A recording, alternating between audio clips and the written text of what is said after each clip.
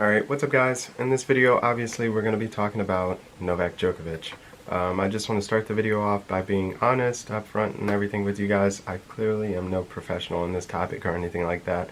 And quite honest, I'm a big Novak fan, so I just think that it's kind of crazy to even have this as a topic for debate. If you guys don't already know, I make reactions here on this YouTube channel, hence the name DYB Reacts, or at least I think that's still the name of this channel. Typically I do reactions. I've done a lot to the Hodge twins. Now I'm starting to get into my other passions as far as content and sports. Obviously we're talking about tennis. I'm a tennis player, certified tennis coach instructor myself. And so yeah, like I mentioned, I'm a big Novak fan, always have been, or at least since I started watching tennis. I started playing in 2009 while I was in high school. I played a little bit when I was younger, so before that, but I'll use the official date as far as me starting back in my freshman year of high school, 2009. So right around that time, I really wasn't watching. I started watching closer to 2010 maybe, but I really became a fan of tennis at the start of Novak's peak, in my opinion, which was 2011 when he just had that 42-0, I think it was, incredible season, winning 3 out of 4 Grand Slams and whatnot. People still debate whether 2011, there's a video on YouTube, whether 2011 or 2015 was a better season for him. I preferred his game of 2011 and previous, where he was more of an aggressive baseliner, or at least he uses baseline ground strokes to more of his advantage than he does in today's game. Now he's more controlled. He does use his ground strokes, but he doesn't go for broke as much, and that was my favorite part of the game, was watching him come up with winners from nowhere, both on the forehand and backhand side. I mean, his backhand on the line is the trademark shot. There's tons of videos on that as on YouTube also, but now he's more reserved. He waits for the opportunity and plays more smart tennis, which is, I still enjoy it. A lot of people see it as boring, which is more understandable because he's mostly just going to play consistent tennis and break you down, but that's not what we're talking about here in this video. I expect to make plenty more videos on tennis related topics, definitely Novak Djokovic, but other players also. I'm actually going to film a few videos here now, so if you guys want to hear my perspective and whatnot, make sure to subscribe to the channel. But to sum it up, I'm not going to make this video too long. Getting back to the main topic, I just think that it's kind of crazy that this is even something that is being talked about, honestly, right? So they were talking about it specifically when it happened, maybe 2 weeks ago from now.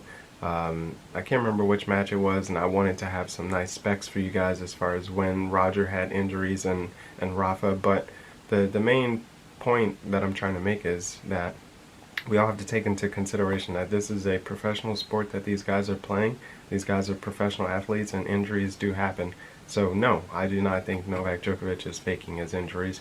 I think that these things do happen. As an athlete myself, nowhere near any professional level of any sport, but injuries, little injuries are going to happen, especially just, you know, some of the more random injuries where you're doing a lot of body contortions and whatnot like Novak does. And an abdominal injury, in my opinion, is definitely justifiable and a real thing that did happen to him while he was playing in the tournament. And so a lot of people will then, you know, make the point of, oh wow, and so sure, he had the injury, but he recovered quite quickly, and obviously to such a high point to be able to win the tournament. And so, I mean, yes, his physio, like he said, did a great job of just getting him back, and he clearly was not in 100% shape after that. Specifically in that match, after getting the treatment, it's not as if he just quickly went back to 100%. So I really think that it's a real injury. I just think that it's laughable, honestly, that this is even something that people are talking about. I had a conversation with a friend of mine just recently, and I'll wrap up the video here. Novak Djokovic, I truly believe is you know, so there's a debate of who's the greatest of all time. Maybe I'll make a separate video on that, giving my points of perspective. But Roger clearly is, I mean, he's going to be the most admired, especially internationally, definitely within the US as far as tennis after he's done. Just combined with marketing and everything else, he's that guy. Whether you like him or not, I mean, I personally have seen some things that are not in his favor as far as that he's done during his career.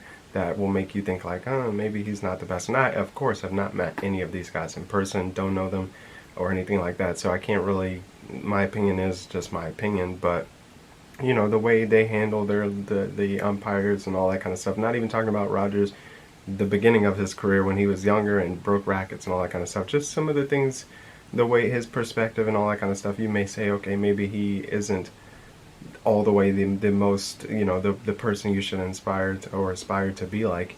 Certainly maybe not Rafa or Novak either, but they all have done things. But Novak, in my opinion, is just ultimately always going to be looked at as not really that guy you want to aspire to be like, or the good guy after his career is done.